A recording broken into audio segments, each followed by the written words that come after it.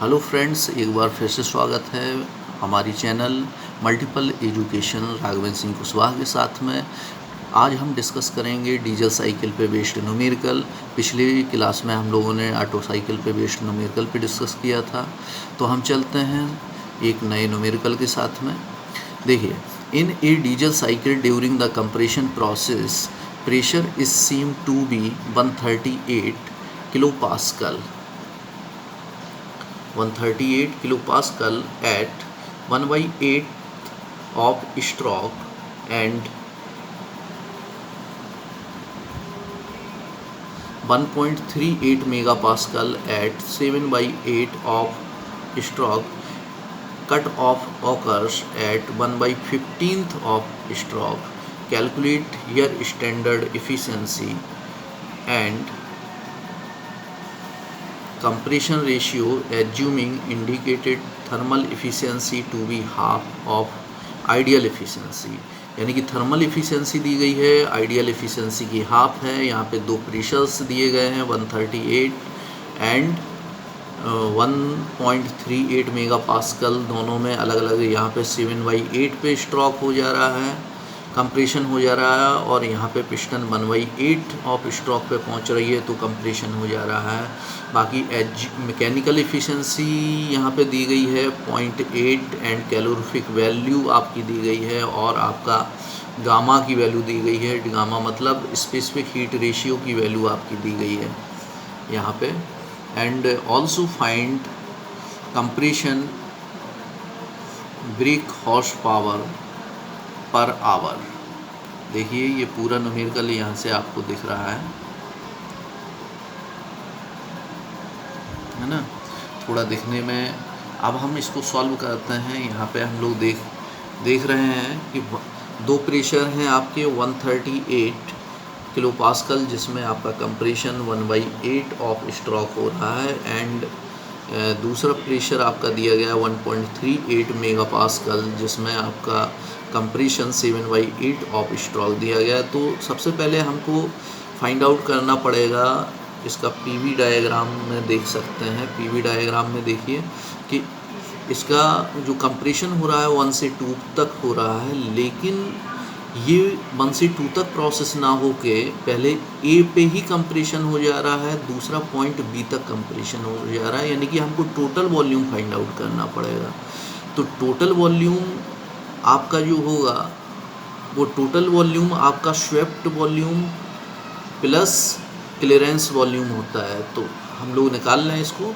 सबसे पहले B1 पे हम लोग टोटल वॉल्यूम निकालेंगे, तो B2 आपका जो है क्लियरेंस वॉल्यूम है प्लस स्वेप्ट वॉल्यूम आपका कितना होगा 1 माइनस 1/8, यानी कि 7/8 B1 माइनस B2। वैसे ही B हम निकाल लें, B2 प्लस 7/8 था, तो 1 माइनस 7/8 यानी कि 1/8 B1 माइनस B2। इसके बाद में हम लोग देखेंगे यहाँ पे ये प्रोसेस आपकी कैसी है, एडियाबेटिक कंप्रेशन है। तो हम लोग यहाँ पे फॉर्मूला लगा सकते हैं, PA/BA की power gamma equal to PB/BB की पावर गामा। अब PA एंड PB की वैल्यू आपको दी गई है, तो यहाँ पे आप जो है वैल्यू रख के BA और BB की वैल्यू यहाँ पे फाइंड आउट कर सकते हैं, है ना।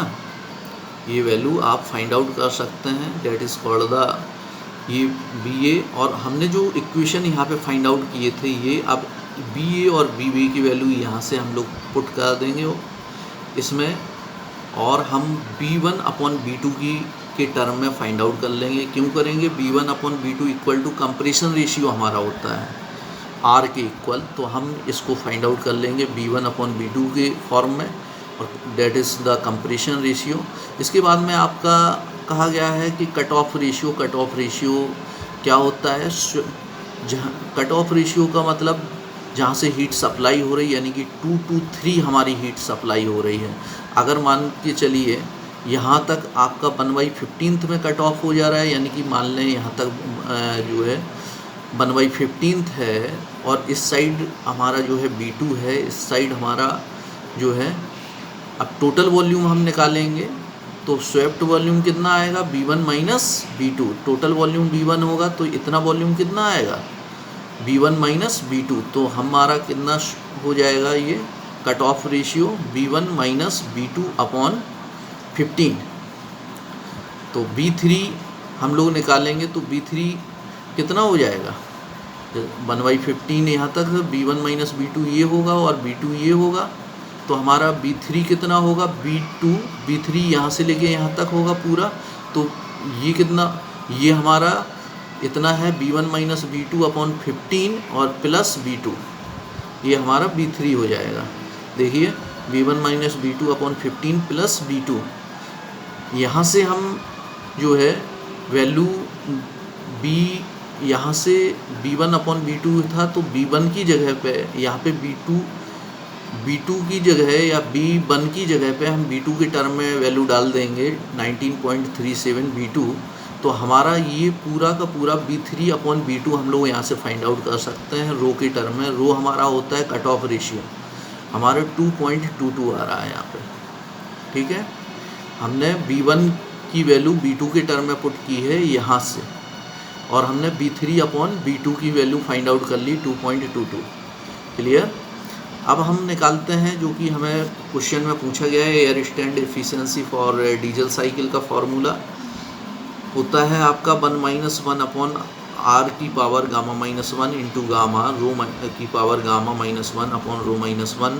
ये सारी वैल्यूज हम लोग ऊपर निकाल चुके हैं। हमारा पुट करने पे वैल्यू आता है 0.6325, यार स्टैंडर्ड एफिशिएंसी 63.25 हमारा आ गया है। अब अगर हम ओवरऑल एफिशिएंसी की यहाँ पे बात करेंगे तो ओवरऑल एफिशिएंसी इक्वल टू होता है यार standard efficiency into thermal efficiency. तो थर्मल एफिशिएंसी आपकी हाफ है आइडियल एफिशिएंसी की, तो इनटू 0.8 आपकी मैकेनिकल एफिशिएंसी है। तो ओवरऑल एफिशिएंसी का फॉर्मूला क्या बना है यार, स्टैंडर्ड एफिशिएंसी इनटू यहाँ पे होता है आपका थर्मल एफिशिएंसी इनटू 0.8 यानी कि मैकेनिकल एफिशिएंसी।